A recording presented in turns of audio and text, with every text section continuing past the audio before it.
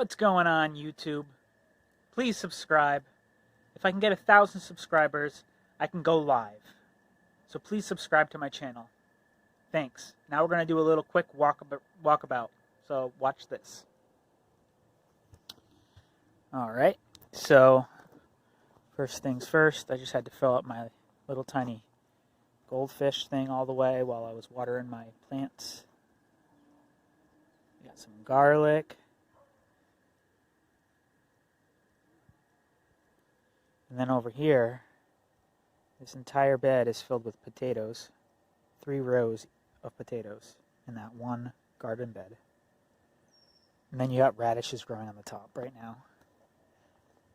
Hopefully I'll be able to get that crop of radish off the bed before the potatoes take over. That's the goal. Today I planted a lot of my, well actually I planted all of my leeks out into the garden.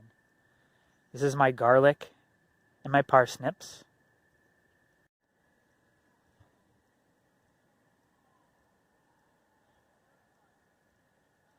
Each one of these flowers is a strawberry. But I haven't been seeing a lot of pollinators. This was our first best day. Best day ever. I want to get a close-up of these beautiful flowers. Have you ever seen anything like that? What are those called? If you know what those are, let me know in the description.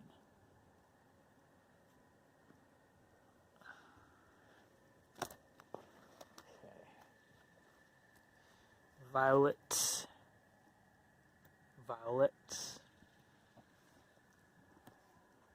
It's a pawpaw. I got quite a few pawpaws.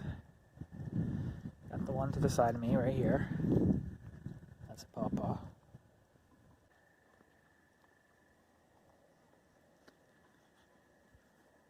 That's a pawpaw.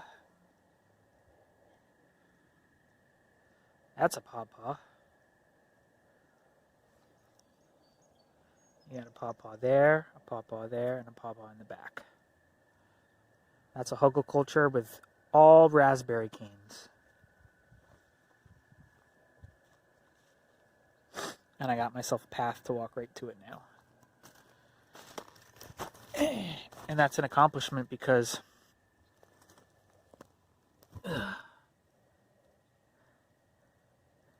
that is ground level.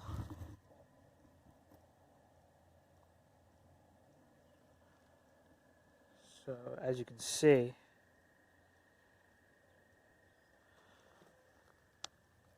it's quite a ways raised up. Basically Hugelkultur right here.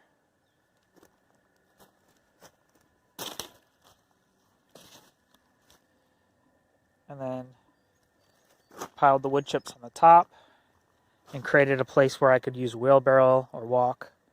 And now I'm walking up on top of this is the top of a Hugelkultur that is about 2.5 feet tall. So the path actually goes to the top of the Hugelkultur. This is buried right here.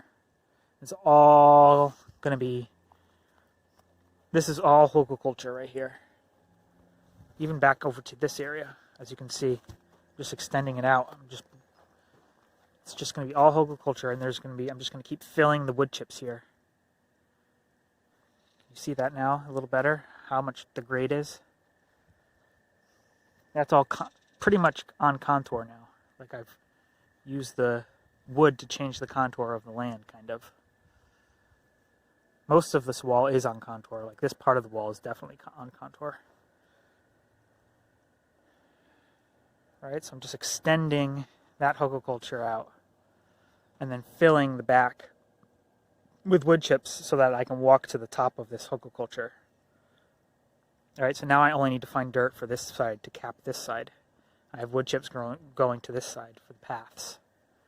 And then on the very top of it, I can just put a little bit of wood or a little bit of soil on the top to cap it. Similar to what I did over here. These were the same way before. There's all wood in here, but it's been capped. And then I've dug a path, and I'm going to end up putting wood chips back here. So I'll have wood chips, Hugelkultur, and I only need to cap this quarter of the hugelkultur. Most of the hugelkultur is underground. And then I built out I built out this area. That's all wood. So eventually this wall the retaining wall itself will become part of the hugelkultur. But for this meantime, I can plant on here. Same thing here, and so on, all the way up the hill. Right? See, this is the hill here. I'm just going to spin so you can see the grade. And it just drops off. So that's what I'm gardening on. And so anywhere I can make flat ground, any hacks that I can use to make flat ground, they're very important to me. And so this is one of those hacks where eventually this is going to be filled over and over again. I'm going to keep adding to it and raising the soil level, and then this will be a flat garden. And same thing here. I'll keep adding layers to this area to raise it up. But for now, it's a little area for a garden bed and a path on the top, path on the bottom. And then this whole hugelkultur just naturally kind of wraps into this more cultivated area. This is more zone 1. This is more zone 2. Right? That's more zone 1, that's more zone 2, and it's so close to the house. If I'm taking a trip down this way, I'm going to see anything that needs to be done. But as you work this way, the hugelkulturs become more zone 2, and maybe even zones 3, where I don't tend to them as much. And that's where you have a lot of my trees in this area, and all the hugelkulturs are in this area. And then finally, these are the leeks that I planted today. So you could hardly see them, I bet. I'm going to have to get closer.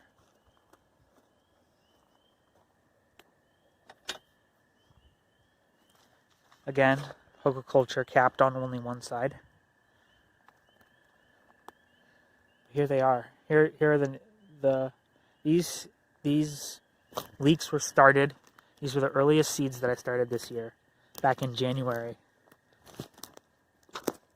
They've already shed one layer of leaves, and this is their second and third layer of leaves, and some of them have 4 layers, but that's all they've grown so far is 4 layers on this leek. Now, maybe this is too soon to go out, but they just weren't looking healthy in their seed cell trays anymore, and they were all too clumped up together. And when I pulled them out, there wasn't very much soil left. Basically, the roots had became and occupied all of the soil. So it was time to get them out and to allow them to grow a little bit more. Now they're going to grow and grow and grow this season on this mound here that's on contour. And they're in clumps of, I broke the clumps up and planted them. They're in clumps of between 3 and 5,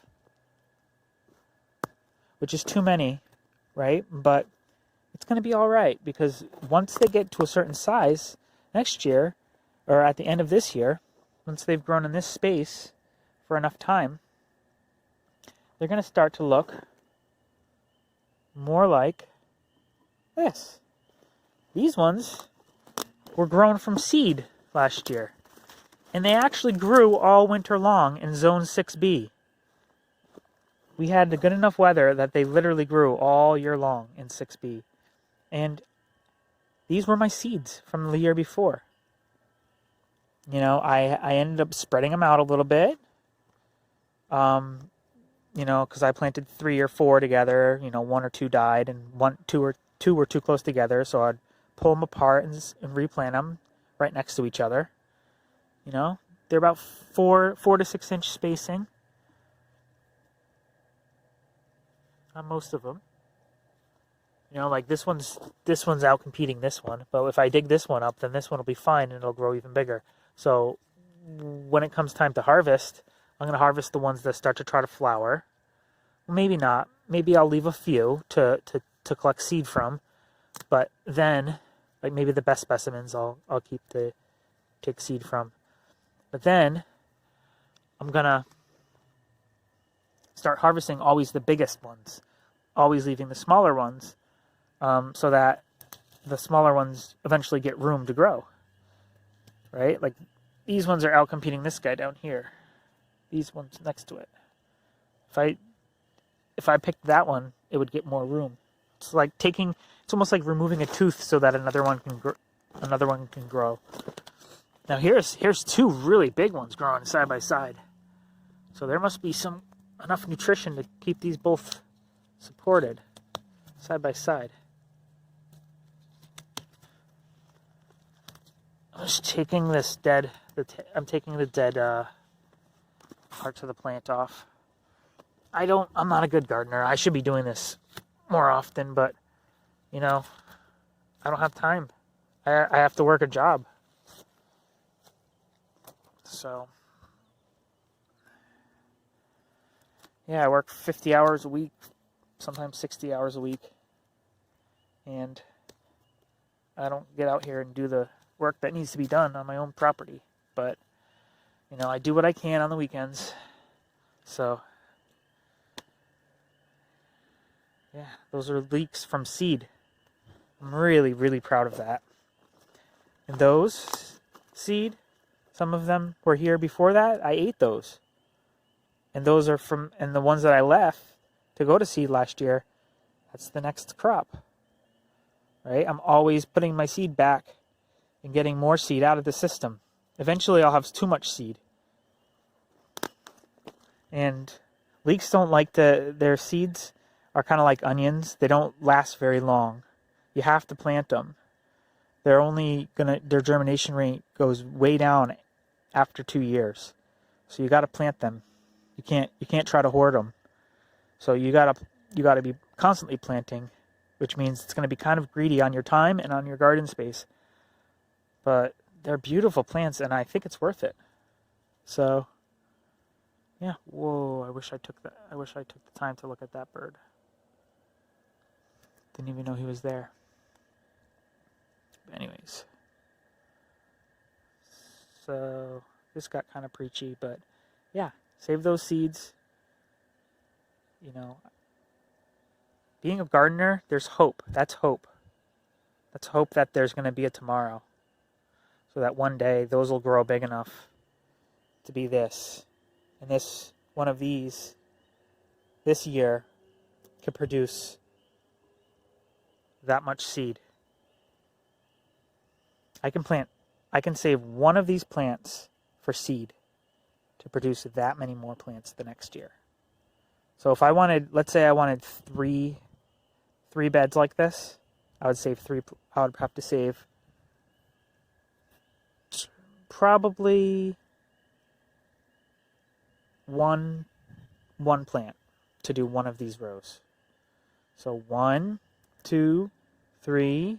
If I wanted 3 rows of leeks, and then those, once they get big, then those basically have to become, each one of these becomes its own area. If you wanted to space them 4 to 6 inches apart, you start to realize, I can grow all those seeds in a single seed starting tray in my house, and I can bring them outdoors. I can spread them out on one garden bed, grow them each season, spread them out into 4 to 6 inch spacing, grow them out for a season, eat most of them, save maybe 3 to 4 to 5, 6 of them to become seed plants, and then I can fill seed trays and do the same thing over and over again, and just never have to buy seed ever again, and have every year have more leeks than the year before that. So it's a self-renewing system. It's completely self-renewing. All right. Last thing I wanted to show is this Hugelkultur here. Oh, there's the bird.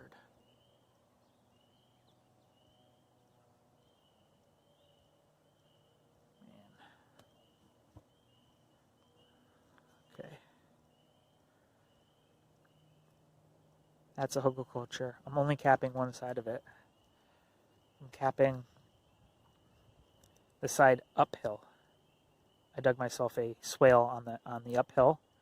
I took the soil that was in the swale and put it on the top of the hugelkultur, and then I'll fill this in with debris, cardboard boxes, anything like milk cartons, things like that. It goes right in there. Anything glossy, it goes right in there. I don't care. I take the tape off if I can, but that's where it goes until it gets to be pretty much at the top. Then I'm going to cap it off with some wood chips. You'll never know it's there. It'll break down and feed the worms and feed the biology. It's going to be great, and it's going to become part of this hugelkultur. Now this hugelkultur is oak and poplar. It's all the branches and twigs. I just piled it up there, broke them up, step on them, jump on them. This one is probably going to be one of my more solid, big projects. There's a lot of wood in there. Quite a bit of wood. So I'm excited to see how this one turns out.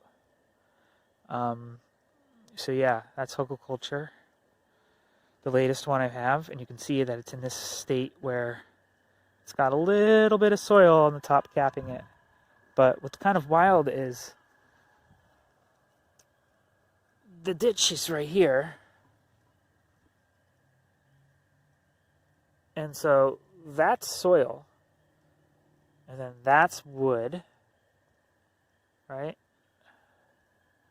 So that's soil. And that's wood. And so let me see if I can do this. That's soil. That's wood. That's soil. I can kind of just fill in this area with soil. Not worry about the back. Not worry about the back. Just worry about covering and capping this side and planting out this side. And then eventually filling it in with wood chips. And then I could eventually have, this soil can fall down. I can keep adding to it. And it can keep falling down the hill. And that's fine because eventually this wood's gonna break down and sink. And this is gonna actually become capped off by itself. I'm just gonna keep adding to the top. And allowing it to fall into this area here. And eventually, over time, it'll seal it. So yeah, that's the goal. So thanks for watching. This was a long video, and I'm glad you watched the whole thing. I'm going to be doing live streams from my mobile phone. As long as I can get 1,000 subscribers, they'll enable that on my account. YouTube told me they would. So that's what I need you guys to do, is subscribe so that I can start streaming live from my backyard. Teaching you how to grow things. And yeah, so thanks for watching. Bye.